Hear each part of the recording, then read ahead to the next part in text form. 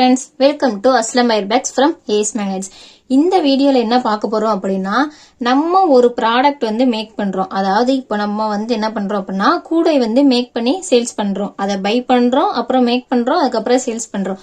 இப்போ நிறைய பேத்துக்கு என்ன டவுட் அப்படின்னா, நான் ஒரு கூடை வந்து போட்டேன் அப்படின்னா எனக்கு வந்து எப்படி அதுக்கான ரேட் வந்து பிக்ஸ் பண்ணணும் அப்படின்றது தெரியலன்னு சொல்லிட்டு நிறைய சிஸ்டர்ஸ் வந்து கேக்குறாங்க நம்ம கிட்டே. நீங்க எவ்வளவுக்கு சேல்ஸ் பண்ணுவீங்க, நீங்க எவ்வளவுக்கு? நான் என்ன சொல்லுவேன் அப்படின்னா, நான் வந்து ஒரு ரேட்ல வந்து ஹோல்சேல்ல பை பண்ணுவேன். நீங்க வந்து ஒரு ரேட்ல வந்து ஹோல்சேல்லையோ இல்ல வந்து ரீட்டைல்லையோ இல்ல கொரியர் மூலமாவோ நீங்க வந்து பை பண்ணுவீங்க.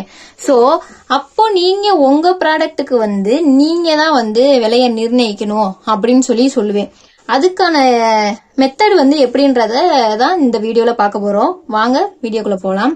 ஃபர்ஸ்ட் நம்ம வந்து ரா மெட்டீரியல்னா இப்போ வந்து நம்ம வந்து வயரா இருக்கட்டும் சரி, பீட்ஸா இருக்கட்டும் சரி, பட்டனா இருக்கட்டும் சரி, நம்ம எது வாங்குறோமோ அதுதான் வந்து ரா மெட்டீரியல். அதோட காஸ்ட் தான் வந்து இது பண்ணணும். ஒர்க் அப்படின்னா நம்ம ஒரு ரோலுக்கு நம்ம எவ்வளவு விலை வந்து நிர்ணயிப்போம். நான் இப்போ வந்து ஒரு ரோல் எடுத்தேன் அப்படின்னா அந்த ஒன் டே ஃபுல்லா இது பண்ணுவேன் அப்படின்னா நீங்க தான் வந்து பிக்ஸ் பண்ணணும். நான் ஒன் டே வேலை பார்த்தேன்னா எனக்கான சம்பளம் வந்து எவ்வளவு வேணும்.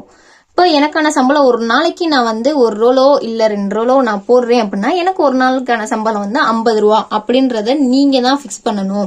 அதே மாதிரி அதர் எக்ஸ்பென்சஸ் வந்து எப்படி அப்படின்னா பர்ச்சேஸ். சில பேர் வந்து பர்ச்சேஸுக்காக வந்து 2 வீலர்ல போகலாம், சில பேர் வந்து ஆட்டோல போகலாம், சில பேர் வந்து பஸ்ல போகலாம். ஸோ அங்க போனக்கு அப்புறம் நீங்க வந்து பர்ச்சேஸ் பண்ணலாம், அதுக்கான டைம் வந்து சென்ட் பண்ணலாம்.